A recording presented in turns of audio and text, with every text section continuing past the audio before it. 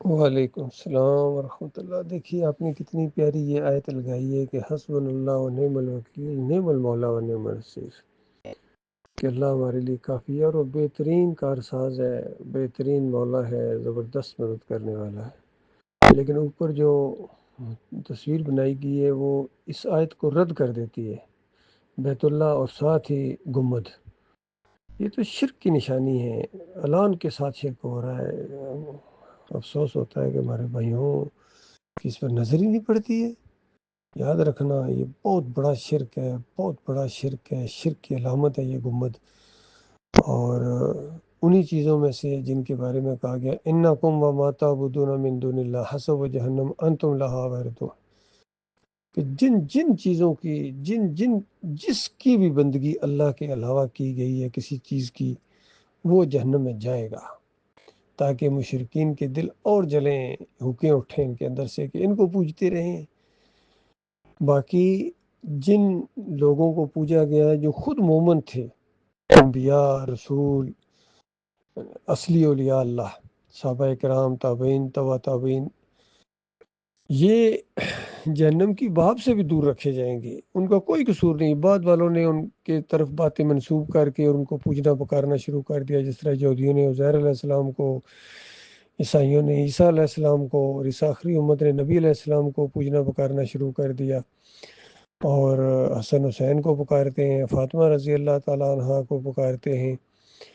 تو انہوں نے یہ تعلیم نہیں دی تھی، وہ بالکل ان سے بیزاری کا اعلان کر کے ان سب پوجنے پکارنے والوں کے دشمن بن جائیں گے، ان کو کافر قرار دیں گے۔ یہ قرآن کا فیصلہ ہے۔ باقی رہے یہ صوفی لوگ یا جن کو یہ بزرگ کہتے ہیں، عبد القادر جیلانی ہوں، محی الدین چشتی ہوں، علی جوہری ہوں، مجدد افسانی ہوں، شاہ ولی اللہ کا پورا خاندان ہو، اعلیٰ حضرت ہوں یا ابو العلا ہوں، یہ جتنے جو کفر و شرک بتا کے گئے ہیں، ڈاکٹر اسرار ہوں یا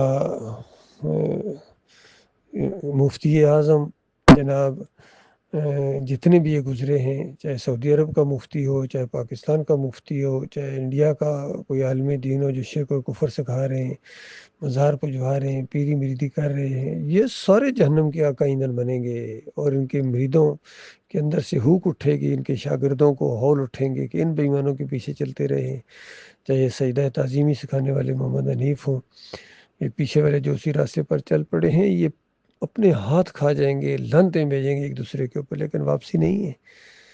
آج موقع ہے اللہ کے بندو، شرک کو کھرج کے نکال دو اپنے عقائد اور نظریات سے، ہر طرح کے شرک سے توبہ کرو، معافی مانگو، تب دنیا میں امن قائم ہوگا۔ فرمایا الذین آمنوا ولم یلبسوا ایمانہم بالظلم اولئک لہم الامن وہم مہتدون، کہ جو ایمان لائیں، ایسا مضبوط ایمان لائیں، زبردست قسم کا، کہ اپنے ایمان کے اندر ذرا برابر ظلم کی ملاوٹ نہ کریں، وہ ہدایت یافتہ ہیں اور وہ کامیاب ہوں گے۔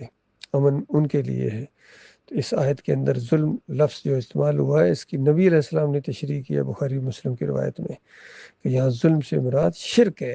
شرک تو معنی یہ ہوا کہ جو ایمان لائے اور شرک کی ذرا برابر ملاوٹ نہ کرے، نہ پکاروں کا شرک ہو، نہ واسطے وسیلے کا شرک ہو، نہ بے حق فلاں بے حرمت فلاں کا شرک ہو، نہ گنبد اور مزاروں کا شرک ہو، نہ تعویذ گنڈا، نہ امام زامن، نہ جمہوریت کا شرک۔ ہر شرک سے بیزاری کا اعلان کرے، کفر و شرک پھیلانے والوں کا رد کرے، ان کو کافر قرار دے، تب ایمان خالص کے اندر آپ پہلا قدم رکھیں گے۔ اللہ تعالیٰ اس کی توفیق عطا فرمائے، اور ہمارے بھائیوں کو بات سمجھنے کی اور پھر ایمان خالص کر کے اس کے اوپر جم جانے کی توفیق عطا فرمائے۔ جہاں بھی اکیلے نماز پڑھو، لیکن ان مشرکوں کے، مولویوں کے پیچھے، ان پیروں کے پیچھے، اجرتیوں کے پیچھے آپ نے اپنی نماز نہیں پڑھنی ہے۔ یہ امام تو کیا مقتدی بننے کے لائق نہیں ہے، جو ان کو اپنا امام مانتا ہے، لیڈر مانتا ہے، اس کا اللہ کی کتاب سے کوئی تعلق نہیں ہے، اللہ کے ساتھ اس کا کوئی تعلق نہیں ہے۔